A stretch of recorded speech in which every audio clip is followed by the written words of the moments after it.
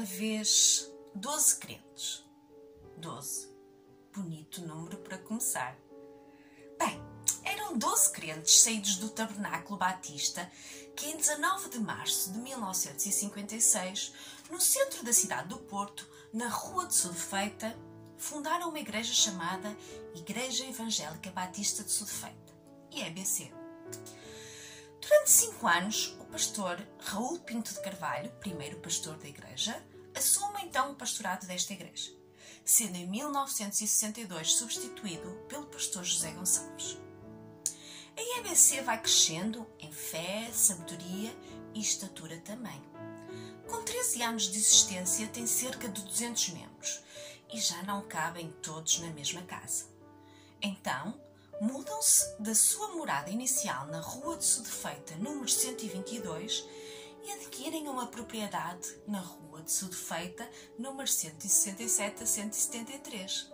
Eles não queriam mudar o nome da igreja, então permaneceram na mesma rua.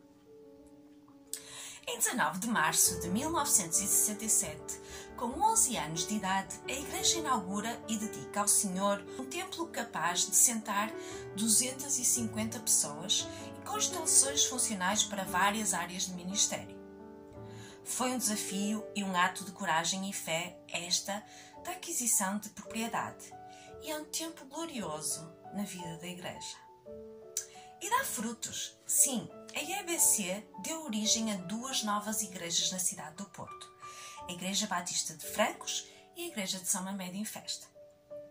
O pastor Gonçalves sai em setembro de 1974, no surgimento de alguns desentendimentos, e a igreja fica sem pastor durante 14 meses. Foram dias difíceis, com dezenas de membros a abandonar a comunidade. Chega o pastor Erlander Felizardo e renasce um novo ânimo. Só que treme um bocadinho após a sua saída, mas que logo é superada com a chegada e a liderança do pastor interino Artur Soares. É necessário encontrar um pastor para liderar esta igreja a tempo inteiro. E é neste contexto que surge o convite endereçado ao pastor Abel Pego, que na altura estava a estudar na Suíça. E ele aceitou. A 4 de janeiro de 1981 começa então uma nova era na vida desta igreja. Quase a completar 25 anos de vida, chega à IEBC o pastor Abel com a sua família. O pastor Abel Pego deseja realizar um longo ministério em Sudefeita e, pela vontade de Deus, foram 38 anos. Num processo de crescimento natural, em 1982, a igreja desafia-se e lança-se na renovação do seu templo e na construção de uma residência pastoral. E foi um desafio tão grande que ainda hoje ouço histórias de criatividade e formas de arranjar dinheiro, do trabalho esforçado de todos os membros na construção conjunta das instalações, que hoje temos ao nosso dispor. Foi nesta altura das obras que eu cheguei à IEBC. Lembro perfeitamente dos cultos no velho pavilhão social, que ainda existe, claro. E da EBD, num dos quartos do pré-fabricado onde viviam o pastor e a sua família. Situada num sítio privilegiado e central na cidade do Porto, a Igreja de Sudefeita é a rota de numerosos visitantes de várias partes do mundo. Acolheu, há vários anos atrás, numerosos irmãos dos países do leste europeu. Ucranianos, russos, moldavos, que hoje fazem parte desta grande família, com cultos e atividades também em língua russa. É uma igreja local, com visão global, que tenta ser capaz de abarcar o Porto, o país e o mundo. Não estou-me a despedir como o Rodrigo Guedes de Carvalho. Não. Então, ao celebrar hoje 64 anos de idade, esta comunidade tem perto de 200 membros e quer continuar a proclamar o Evangelho de Jesus Cristo, que é amor, paz, perdão, graça, fé, esperança e alegria. Vitória, vitória? Não se acabou a história. Eis que depois do pastor Abel, chega o Daniel. O Dani! O pastor Dani! Não, o pastor Daniel. Sim. Então, com 38 anos de ministério nesta igreja, o pastor Abel Pego reforma-se e dá lugar a um novo capítulo na história desta comunidade. Este capítulo inicia-se com a abençoada chegada do pastor Daniel, da Ana, do Filipe, do Pedro e da pequenina Joaninha.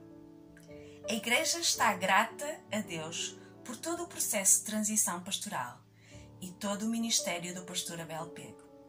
Está grata pela chegada desta bela família, que já tem sido bênção e inspiração para toda a comunidade. Bom aniversário, feliz aniversário e Vitória, Vitória, vamos continuar a história e ABC.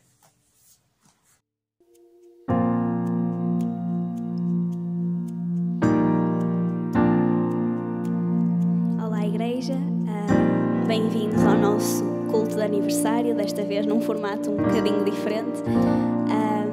Acabamos de ouvir sobre a história da nossa igreja e realmente, depois de ouvir isto, é impossível não reconhecermos quão gratos estamos por aquilo que Deus tem feito na nossa igreja, na nossa comunidade de amor.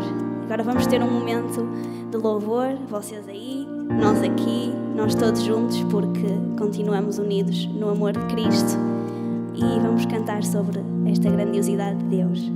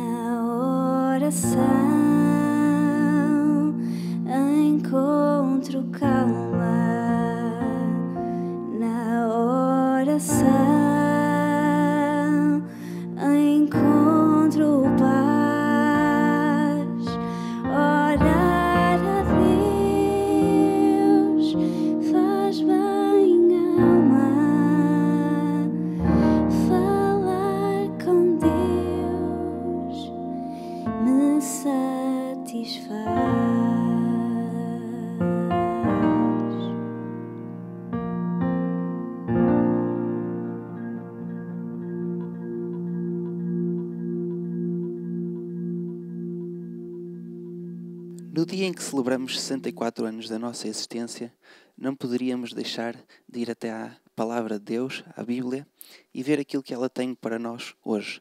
E não é por acaso que escolhemos o Salmo 64. David escreve assim: Ouve, ó Deus, a minha voz na minha oração. Livra a minha vida do horror do inimigo. Esconde-me do secreto conselho dos maus e do tumulto dos que praticam a iniquidade, os quais afiaram a sua língua com espadas e armaram, por suas flechas, palavras amargas, para de lugares ocultos atirarem sobre o que é reto. Disparam sobre ele repentinamente e não temem. Firmam-se em mau intento, falam de armar laços secretamente e dizem: quem nos verá? Fazem indigações maliciosas, inquirem tudo o que se pode inquirir, até o íntimo de cada um e o profundo coração. Mas Deus disparará sobre eles uma seta e de repente ficarão feridos. Assim, eles farão com que a sua língua se volte contra si mesmos. Todos aqueles que o virem fugirão. E todos os homens temerão e anunciarão a obra de Deus e considerarão prudentemente os seus feitos. O justo se alegrará no Senhor e confiará nele, e todos os retos de coração se regozijarão. Como acabamos de ouvir, o justo se alegrará no Senhor e confiará nele, e todos os retos de coração se regozijarão. Que realmente, onde quer que estejas, possas regozijar nesta paz que o nosso Deus nos traz a cada dia e que os teus lábios possam declarar que Ele é Jesus, que Ele é o Senhor da tua vida. E estando assim confinados às nossas casas e por tempo indeterminado, que mesmo assim possamos refletir a luz de Jesus neste mundo.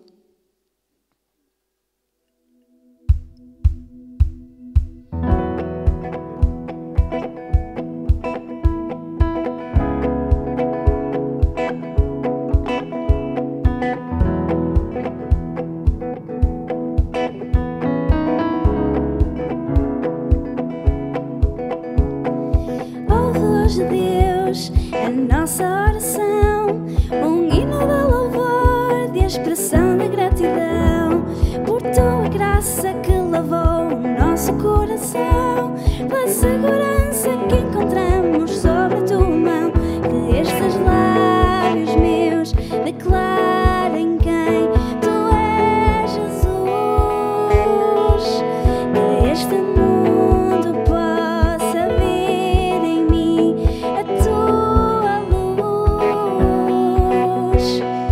Que amor estranho, difícil de entender, desceste a este mundo, assumiste o meu sofrer, da tua glória te despiste ao ponto de morrer, tornaste-te comum de nós para nos fazer viver, que estes lábios meus declarem quem tu és, Jesus, que este mundo possa ver em mim a tua luz. Quero entregar-te tudo o que sou, meus sonhos e ambições, argumentos e razões. Quero andar no caminho que fazes dentro de mim, seguro em ti, Senhor.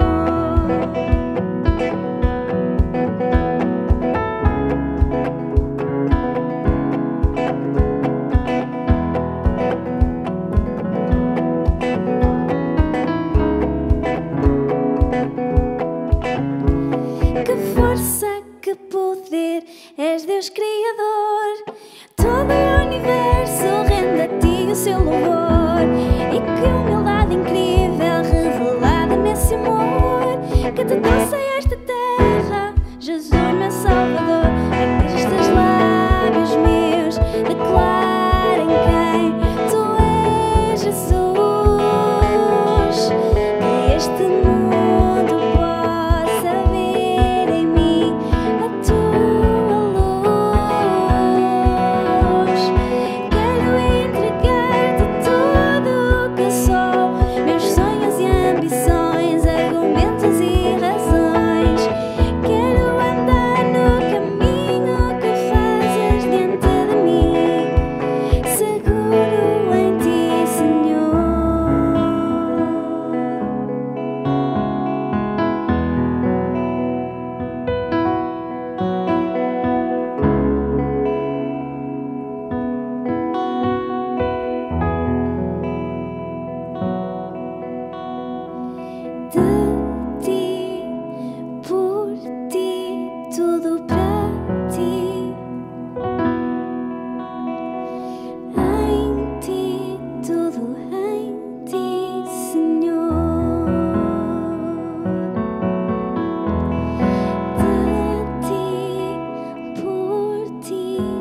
tudo para ti.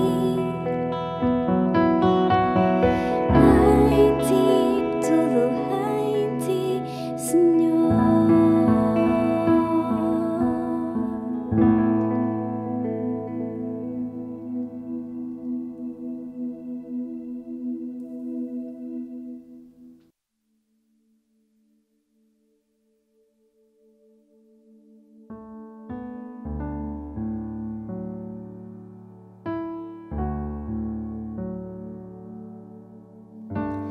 Durante os próximos momentos, convido-vos a juntarem-se a nós, que possamos todos dirigir-nos ao nosso Deus e fazermos orações de louvor.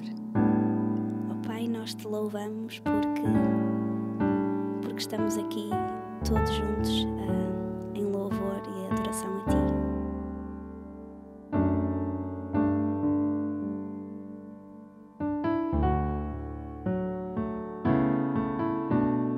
Nós te louvamos porque podemos sentir a tua paz em cada momento da nossa vida.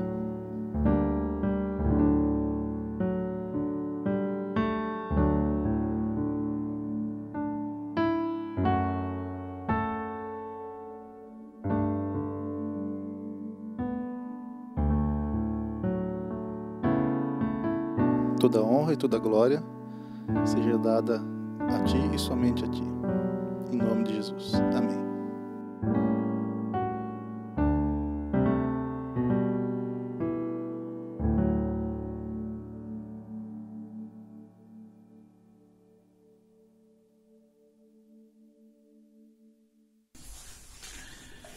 Confesso, irmãos, que quando pensei em celebrar o aniversário convosco e desafiei a termos a casa cheia na quinta-feira, jamais pensei que seriam as nossas casas que estavam cheias e sempre pensei que seria a casa de Deus. Eis que de repente as circunstâncias mudam e todos somos quase que forçados a ficar em casa.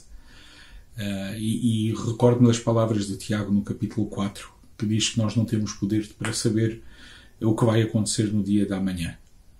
Confesso que não era isto que estava à espera. Também vou-vos já confessar a minha dificuldade em gravar mensagens, em falar para um aparelho que tenho à minha frente, mas porque creio que é importante a Igreja estar unida à volta de uma mensagem, unida à volta da Palavra de Deus, que devemos avançar com esta solução. Este mês de aniversário nós tínhamos avançado com a ideia de abordarmos 5 Fs. Estes 5 Fs entrariam em oposição à cultura portuguesa, que normalmente se diz que é marcada por 3 Fs. Fado, futebol e Fátima. E a proposta que nós colocámos foi vermos que havia características que deveriam marcar a nossa Igreja em oposição às características do mundo. E nós falámos em a Igreja ser fiel, a Igreja ser firme, fraternal, a Igreja ser feliz e a Igreja ser formosa. E nós vamos ter ainda tempo para abordar o feliz e formosa, se o Senhor Deus permitir. Hoje, no nosso aniversário, eu gostava de pegar 2 palavras em oposição. A palavra fraco e a palavra forte. 2 Fs também. Vou-vos contar uma história, uma das minhas favoritas do Velho Testamento. Falar em histórias favoritas do Velho Testamento fica difícil para mim porque eu gosto do Velho Testamento, mas queria partilhar com vocês sobre o rei Asa. Não sei se conhecem o rei Asa. Asa foi o 3º rei de Judá. Ele era descendente do rei Davi e ele vai ocupar o 3º reinado mais longo da história da monarquia de Israel e de Judá. Ele vai reinar durante 41 anos. A maioria dos seus anos são marcados por tempo de paz, por tempo de bênção. E a sua história pode ser observada a partir do capítulo 14 do livro de Crônicas. E eu gostava, se vocês tiverem a Bíblia, que pudessem abrir. E para não tornar este vídeo enfadonho, em vez de lermos o texto, eu vou-vos contar a história e depois vou-me concentrar em algumas expressões e em alguns versículos. Gostava que vocês pudessem entender que o início deste capítulo, até ao versículo 9, nós vamos ver que Asa era um reformador. Primeiro ele vai reformar o país na sua religiosidade. depois ele vai reformar o país de uma forma política na sua segurança também. Na sua religiosidade, nós podemos ver até ao versículo 5 as reformas religiosas que ele fez. Ele vai retirar os altares estrangeiros, ele vai retirar os altares das colinas, ele vai quebrar as colunas, ele vai cortar os postes ídolos, ele vai remover os altares de incenso das idades. Tudo que estava relacionado com a idolatria na história de Judá, ele vai lançar fora e vai se afastar da história dos seus antepassados. Vai desafiar Judá a buscarem e obedecerem ao Senhor Deus. E isto era bom. O versículo 2, logo do início, faz questão de dizer que Asa fez o que era bom e reto diante do Senhor, o seu Deus. Então, a primeira parte de reformas religiosas. Na segunda parte, a partir do versículo 6, nós vamos ver então algumas reformas políticas que ele fez. E ele vai construir cidades fortificadas. O texto diz-nos que ele vai também cercar algumas cidades com muros, ele vai colocar torres, vai usar portas com trincos e também vai ter um exército grande com mais de 500 mil de pessoas. E é curioso que ele faz isso num tempo de paz. Ele faz isso num tempo em que a Bíblia diz claramente que o Senhor lhe dava descanso. O que é um claro sinal que Deus era com ele. Se no início nós damos conta que Deus deveria estar agradado com aquilo que ele fazia, nos versículos seguintes nós confirmamos plenamente esta ideia. E Asa vem nos lembrar que há coisas que nós podemos fazer que agradam a Deus e há coisas que nós podemos fazer, mesmo quando Deus é por nós, de prevenção contra o mal. A prevenção nunca é demais. Quando chegamos ao versículo 8, damos-nos conta que Asa estava bem com Deus, Deus estava bem com Asa e ele era um homem forte, rodeado de gente boa. Esta secção diz-nos que todos eles eram guerreiros corajosos e está-nos a falar sobre as pessoas que andavam com ele de Judá e de Benjamim. Asa lembra-nos que há coisas que podemos fazer que agradam a Deus. E há coisas que nós devemos fazer mesmo quando Deus é por nós. Coisas de prevenção. Prevenção nunca é demais. Quando chegamos ao versículo 8, nós diríamos que Asa estava bem com Deus e Deus estava bem com Asa.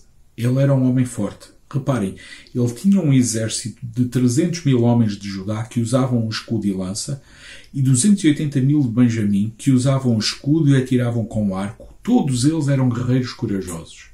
E ele estava mesmo rodeado de excelentes pessoas. Em tempo de paz, preparados para o combate. Em tempos de paz, treinados para combater. Quando chegamos ao final do versículo 8, diríamos, tudo vai bem. Este homem é forte, este homem tem um reino que está bem preparado, um reino que está bem seguro. Mas, ao chegar ao versículo 9, a história dá uma guinada surpreendente. Surge em cena Zerá, o etíope, que sai para o atacar com um exército de 1 milhão de soldados e 300 carros e que chega até Maresa. A história é surpreendente. Asa estava a fazer o que era bom e reto aos olhos do Senhor. Deus estava-lhe a dar descanso. Ele estava a prevenir-se e, apesar disso, inimigos levantavam-se contra ele em oposição àquilo que ele estava a fazer. Amados, no mundo nós vamos ter adversidades. No mundo adversários vão surgir.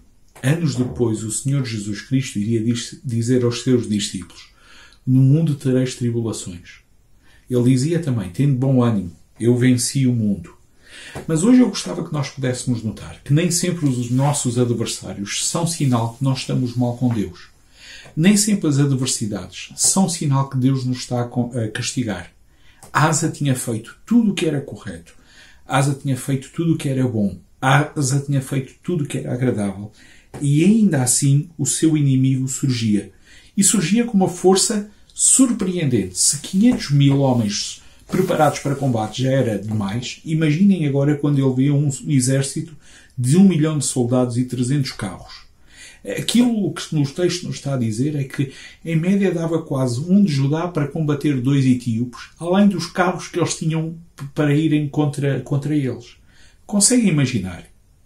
Conseguem imaginar como é que era estarmos a fazer o que é correto, estarmos a fazer o que é bem e ainda assim termos adversários a virem contra nós? A morte estava mesmo ali na fronteira. A morte aproximava-se. O texto diz-nos que eles estavam em Maresa.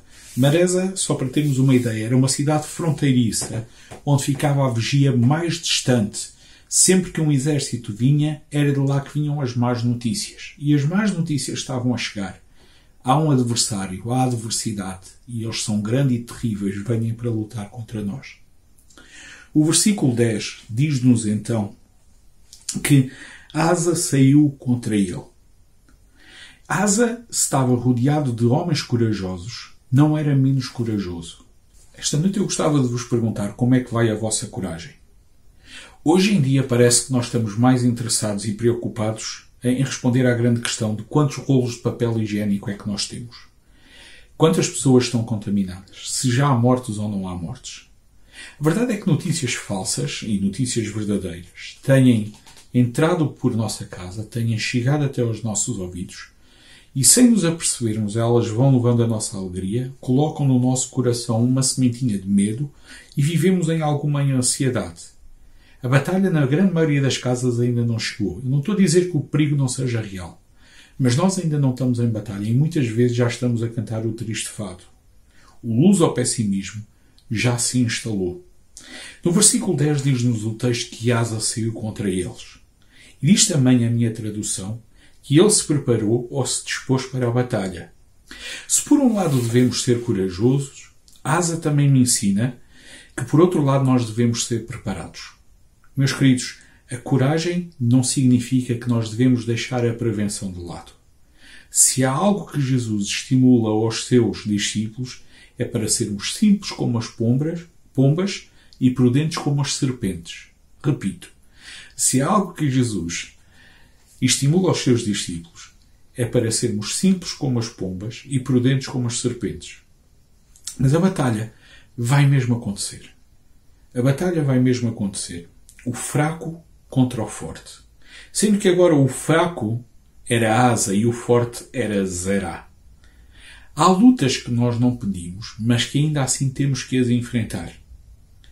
Antes, porém, de iniciar a batalha, eu gostava que nós pudéssemos notar a estratégia de Asa. O versículo 11 diz que ele clamou ao Senhor, o seu Deus.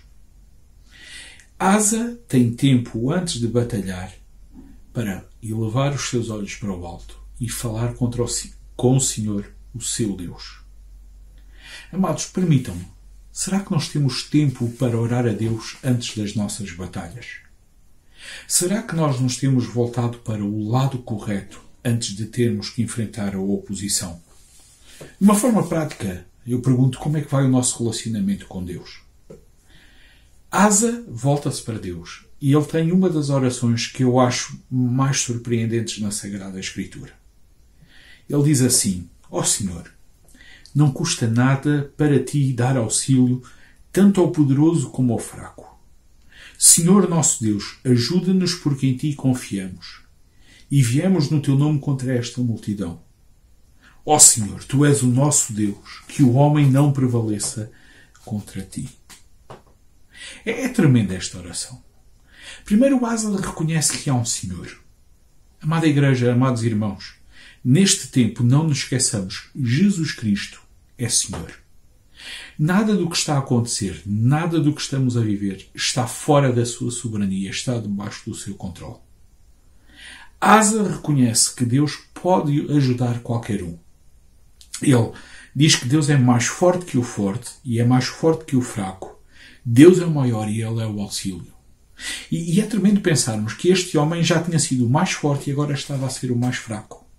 E o que ele nos está a dizer nesta oração é que em ambas as circunstâncias Deus poderia o ajudar.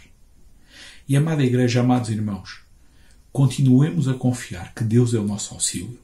Continuemos a confiar que Deus é o nosso socorro, que Deus é a nossa fortaleza. Nós precisamos de elevar os olhos para o céu. Precisamos de buscar ao Senhor. Precisamos de buscar a presença do Senhor, de buscar primeiro o reino de Deus, de orar e de nos humilhar. Porque, amados, quando nos comportamos como fracos na presença de Deus, então é que nós nos agigantamos. Asa, ele vai à presença de Deus e ele diz-nos assim: nosso Deus, ajuda-nos porque em Ti confiamos. É Deus o nosso Deus? Igreja, só nos resta voltar para Ele. É Deus o nosso Deus? Então vamos verdadeiramente confiar nele. Ó Senhor, Tu és o nosso Deus. Ó Senhor, Tu és o nosso Deus. Ó Senhor, Tu és o nosso Deus. Deus é grande, Deus é nosso, temos um relacionamento com Ele, falemos com Ele a cada dia. Hoje muitos de nós estamos fechados em casa. Alguns com trabalho, outros com trabalhos, todos com Deus. Há pessoas que estão a viver momentos de dificuldade de saúde, outros que estão a viver momentos de dificuldade nos relacionamentos, outros momentos de dificuldade nas emoções, outros momentos de dificuldade em diferentes áreas, dificuldades financeiras, dificuldades laborais. Amados irmãos, nós podemos viver estes momentos indo constantemente à presença de Deus. Voltemo-nos para Deus, falemos com Deus. Eu não estou a dizer que os nossos adversários não são grandes. Eu não estou a dizer que os nossos adversários não são reais. Asa tinha um adversário grande, Asa tinha um adversário real. Asa voltava-se para Deus. Nós podemos observar hoje como pequenos nós somos. Um vírus que mede bem menos do que eu, que pesa bem menos do que eu, está a dar cabo da nossa sociedade. Está a dar cabo das economias. Está a fazer com que o petróleo baixe para preços que nós não conseguiríamos imaginar. Com que a bolsa esteja em crise. Com que as pessoas não saibam o que é que vem pela frente. É um inimigo forte. Destrói vidas. Destrói planos. Destrói economia. Pequeno, mas forte. Diria, permitam-me outra palavra com F, fatal. Mas ele não é final. O que nós estamos a viver hoje, as tribulações que vivemos hoje, podem ser vividas em oração. Podem ser vividas na presença de Deus. Nós, nesta história, somos os fracos. Mas temos um Deus forte. Temos um Deus fenomenal. Temos um Deus fantástico. Um Deus fiel que nos promete: estou convosco todos os dias até à consumação dos séculos. Isto tem que ser a nossa esperança. Esta tem que ser a nossa certeza. A nossa esperança não pode estar em qual país é que vai descobrir a vacina. A nossa esperança não pode estar apenas em ultrapassar um vírus, que certamente vai passar, e se não passar, não vai durar por toda uma eternidade. A nossa esperança tem que ser o Senhor. Nós podemos fazer todas as reformas religiosas, nós podemos fazer todas as reformas políticas, mas neste mundo sempre teremos tribulações. E neste mundo sempre nos deveríamos voltar para Deus. Ele é o nosso Senhor, Ele é o nosso Salvador, Ele deve ser o nosso socorro, Ele deve ser o nosso refúgio. O mal é que nós muitas vezes nos regozijamos nas nossas forças e nos esquecemos de Deus. E por vezes desesperamos nas nossas fraquezas e nos esquecemos de Deus. Oh, Igreja, precisamos de confiar em Deus quando somos fortes, precisamos de confiar em Deus quando somos fracos, porque a verdade é que mesmo quando somos fortes, Deus continua a ser mais forte e Ele pode nos fazer ainda mais fortes. Fala com Deus, volta com Deus. O momento que estás a viver é um momento que pode ser melhor se estivermos a viver com Deus. Talvez hoje esteja a ouvir esta mensagem alguém que ainda não sabe sobre a história do Senhor Jesus Cristo. Alguém que ainda não confessou o Senhor Jesus Cristo como Senhor e Salvador da sua vida. Alguém que ainda não tenha um relacionamento verdadeiro com Deus. A Bíblia mostra-nos claramente que todos nós pecamos e que estamos separados da glória de Deus. A Bíblia mostra-nos claramente que Deus amou o mundo de tal maneira que deu o seu único filho para morrer na cruz. Mas a morte de Jesus não foi o fim.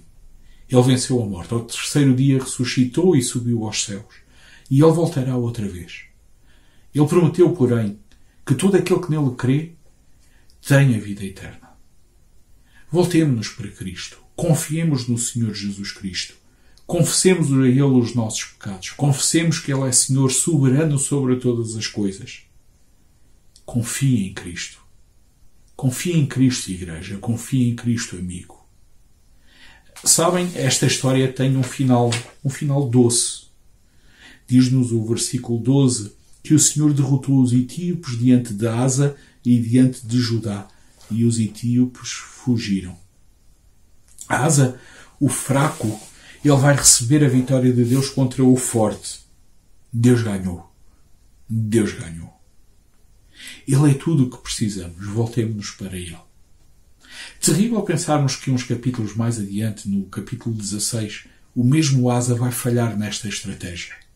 Ele vai se voltar para o rei da Síria, vai pagar para fazerem juntos um acordo para irem combater contra os seus inimigos, e esse acordo com homens vai ser a sua desgraça. Amada Igreja, amados irmãos, nós precisamos de reconhecer que somos fracos, nós precisamos reconhecer que Deus é forte, nós precisamos de reconhecer que Deus faz de nós fortes também. Deus é tudo o que nós precisamos. Deus é tudo o que nós precisamos neste tempo. Deus é tudo o que nós precisamos antes deste vírus. E Deus é tudo o que nós vamos precisar depois deste vírus passar. Deus é tudo o que nós precisamos ontem, hoje e para sempre. É Ele quem nos faz fortes. Sem Ele sempre seremos fracos. Então, o meu apelo esta noite para ti, o meu apelo para mim, é talvez imitarmos Asa. Enquanto temos tempo, quem sabe fazermos algumas reformas. Conscientes que as dificuldades vão aparecer. E se elas aparecerem, vamos nos voltar para Deus. E que Deus a todos nos possa fortalecer. Que Deus a todos nos possa abençoar. Uma igreja feita de homens fracos, fortalecidos por Deus, será sempre uma igreja feita por gigantes. Que Deus faça de nós fortalhaços. Fortalhaços para a honra e glória de Deus. Gostava de orar por ti. Gostava de orar por você. Gostava de orar por a sua família. Gostava de orar por as autoridades. Então, se vocês me permitirem, convidava a todos para fecharmos os olhos e termos uma palavra de oração. Querido Deus e Pai, esta noite, Senhor, nós te queremos agradecer por a Igreja. Queremos te agradecer, Senhor Deus, por o aniversário que a Igreja está a celebrar. E queremos te pedir, Senhor Deus, que tu possas atentar para as dificuldades que cada um de nós está a viver e que tu nos fortaleças. Ensina-nos a olhar para ti. Que os nossos olhos estejam fitos sempre, sempre em ti. Que venha do alto o nosso socorro. Que sejas tu a nossa força, Senhor. Pai, eu te rogo por as famílias da Igreja que estão a viver agora este momento de quarentena. Te peço que tu estejas presente em cada um dos lares, fortalecendo, aumentando a fé, permitindo ao Senhor Deus que as lutas possam ser ultrapassadas contigo no nosso barco.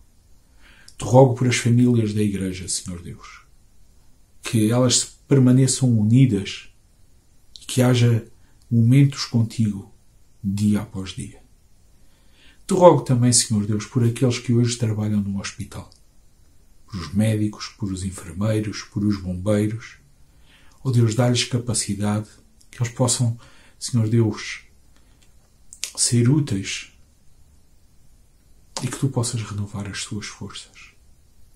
Te peço sabedoria para as autoridades do nosso país. Te peço perdão, Senhor Deus, por nós não orarmos tanto como se calhar devíamos por aqueles que exercem autoridade.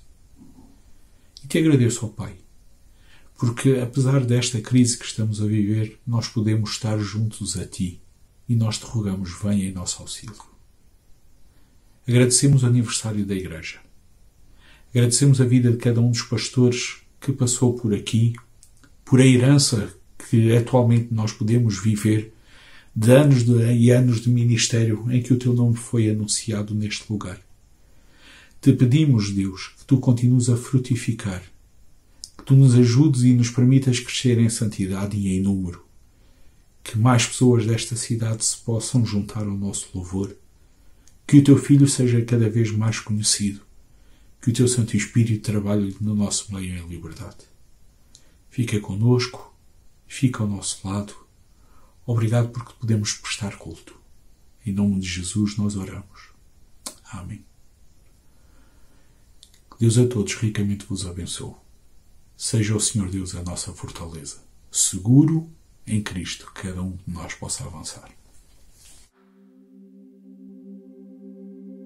Depois de ouvirmos as palavras do pastor, ficamos com o desafio que nos foi lançado na mente de confiarmos plenamente no nosso Deus. E para terminar vamos cantar sobre isto e, independentemente das tempestades que se levantem, que possamos realmente confiar no nosso Deus e entregar-lhe o nosso caminho.